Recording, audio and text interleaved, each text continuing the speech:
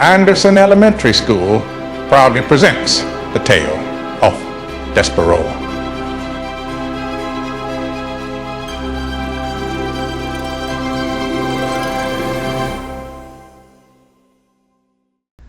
Hello, I'm Brigadier General Thomas Polinsky, Anderson Air Force Base Commander.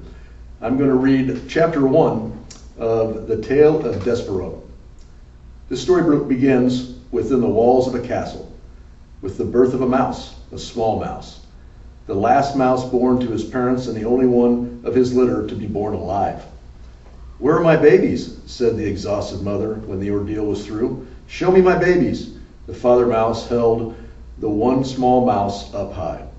"There is only one," he said. "The others are dead." "Mon Dieu, just the one mouse, baby. Just the one. Will you name him?" "All that work for nothing," said the mother. She sighed. "It is so sad. It is such a disappointment." She was a French mouse who had arrived at the castle long ago in the luggage of a visiting French diplomat. Disappointment was one of her favorite words. She used it often. "Will you name him?" repeated the father. "I will name him. I will name him. Of course, I will name him. But he will only die like the others. Oh, so sad. Oh, such the tragedy." The mouse mother held a handkerchief to her nose and then waved it in front of her face. She sniffed. "I will name him. Yes, I will name this mouse Despereaux. For all the sadness, for my despairs in this place. Now where is my mirror?" Her husband handed her a small shard of mirror. The mouse mother, whose name was Antoinette, looked at her reflection and gasped aloud. "Tulisse," she said to one of her sons, "get me my makeup bag. My eyes are a fright." While Antoinette touched up her eye makeup, the mouse father put Despereaux down on the bed made of blanket scraps. The April sun, weak but determined, shone through the castle window and from there squeezed itself through a small hole in the wall and placed one golden finger on the little mouse. The other, older mice children gathered around to stare at Despereaux. "His ears are too big," said his sister Merlot. "Those are the biggest ears I've ever seen." "Look," said the brother named Furlough. "His eyes are open. Pa, his eyes are open. They shouldn't be open." It is true, Despereaux's eyes should not have been open, but they were. He was staring at the sun reflecting off his mother's mirror. The light was shining into the ceiling in an oval of brilliance, and he was smiling up at the sight. "There's something wrong with him," said the father. "Leave him alone." Despereaux's brothers and sisters stepped back, away from the new mouse. "This is the last," proclaimed Antoinette from her bed. "I will have no more mice babies. They are such the disappointment. They are hard on my beauty. They ruin me for my looks. This is the last one. No more." "The last one," said the father. "He'll be dead soon. He can't live. Not with his eyes open like that." But reader, he did live. This is his story. And that is Chapter 1 of The Tale of Despereaux. I hope you enjoyed it as much as I enjoyed reading it to you. Thank you. Hi, boys and girls. My name is Colonel Brandon Schroyer, and I'm the Deputy Commander here at Anderson Air Force Base. Today, I'll be reading you The Tale of Despereaux, Chapter 2, titled Such a Disappointment. Despereaux Tilling lived, but his existence was cause for much speculation in the mouse community. "He's the smallest mouse I've ever seen," said his Aunt Florence. "It's ridiculous. No mouse has ever been this small, not even a Tilling." She looked at Despereaux through narrowed eyes, as if she expected him to disappear entirely. "No mouse," she said again, "ever." Despereaux, his tail wrapped around his feet, stared back at her.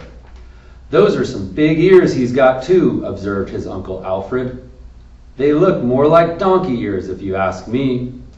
"They are obscenely large ears," said Aunt Florence. Despereaux wiggled his ears. His Aunt Florence gasped. "They say he was born with his eyes open," whispered Uncle Alfred. Despereaux stared hard at his uncle. "Impossible," said Aunt Florence. "No mouse, no matter how small or obscenely large-eared, is ever born with his eyes open. It simply isn't done." "His pa, Lester, says he's not well," said Uncle Alfred. Despereaux sneezed. He said nothing in defense of himself. How could he? Everything his aunt and uncle said was true. He was ridiculously small. His ears were obscenely large. He had been born with his eyes open, and he was sickly. He coughed and sneezed so often that he carried a handkerchief in one paw at all times. He ran temperatures. He fainted at loud noises. Most alarming of all, he showed no interest in the things a mouse should show interest in. He did not think constantly of food. He was not intent on tracking down every crumb. While his larger, older siblings ate, Despereaux stood with his head cocked to one side, holding very still. "Do you hear that sweet, sweet sound?" he said. "I hear the sound of cake crumbs falling out of people's mouths and hitting the floor," said his brother Toulouse. "That's what I hear." "No," said Despereaux, "it's something else. It sounds like, honey." "You might have big ears," said Toulouse, "but they're not attached right to your brain. You don't hear honey, you smell honey. When there's honey to smell, which there isn't." "Son," barked Despereaux's father, "snap to it. Get your head out of the clouds and hunt for crumbs." "Please," said his mother, "look for the crumbs. Eat them to make your mama happy. You are such the skinny mouse. You are such a disappointment to your mama." "Sorry," said Despereaux. He lowered his head and sniffed the castle floor. But, reader, he was not smelling. He was listening with his big ears to the sweet sound that no other mouse seemed to hear. What a great end to chapter 2, and I can't wait to find out what happens next. Thanks, boys and girls. We look forward to seeing you around the campus.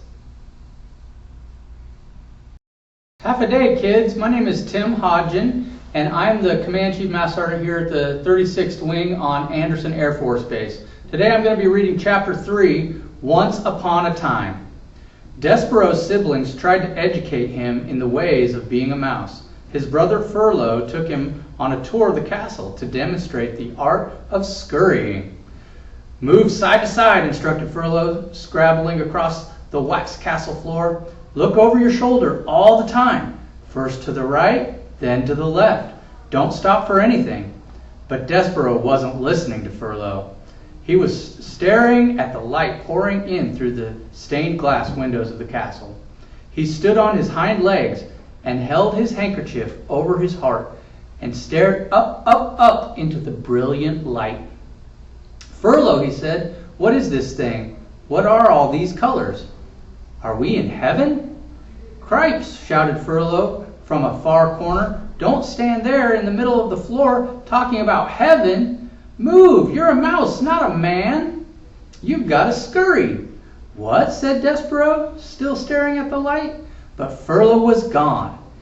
He had, like a good mouse, disappeared into a hole in the molding. Despereaux's sister, Merlot, took him into the castle library, where light came streaming in through tall, high windows and landed on the floor in bright yellow patches. "Here," said Merlot, "follow me, small brother, and I will instruct you on the fine points of how to nibble paper." Merlot scurried up a chair, and from there hopped onto a table, on which there sat a huge open book. "This way, small brother," she said, as she crawled onto the pages of the book, and Despereaux followed her from the chair to the table to the page. "Now then," said Merlot, "this glue here is tasty, and the paper edges are crunchy and yummy like so." She nibbled on the edge of a page and then looked over at Despereaux. "You try," she said. "First a bite of some glue, and then follow it with a crunch of the paper. And these squiggles, they are very tasty." Despereaux looked down at the book, and something remarkable happened. The marks on the pages, the squiggles as Merlot referred to them, arranged themselves into shapes. The shapes arranged themselves into words, and the words spelled out a delicious and wonderful phrase. "Once upon a time." "Once upon a time," whispered Despereaux. "What?" said Merlot. "Nothing. Eat," said Merlot. "I couldn't possibly," said Despereaux, backing away from the book. "Why?" Said Despereaux. "It would ruin the story." "The story? What story?" Merlot stared at him. A piece of paper trembled at the end of one of her indignant whiskers. "It's just like Pa said when you were born. Something is not right with you." She turned and scurried from the library to tell her parents about his latest disappointment. Despereaux waited until she was gone, and then he reached out and with one paw touched the lovely words, "Once upon a time." He shivered, he sneezed, he blew his nose into his handkerchief. "Once upon a time," he said aloud, relishing the sound. And then, tracing each word with his paw, he read the story of a beautiful princess and the brave knight who serves and honors her. Despereaux did not know it, but he would need very soon to be brave himself. I have mentioned that beneath the castle there was a dungeon. In the dungeon there were rats, large rats, mean rats. Despereaux was destined to meet those rats. Reader, you must know that an interesting fate, sometimes involving rats, sometimes not, awaits almost everyone, mouse or man, who does not conform. Hey kids, I just want to say thank you for joining me on Chapter 3, and I'm really excited to figure out what happens in the rest of the story of Despereaux. Have a good day.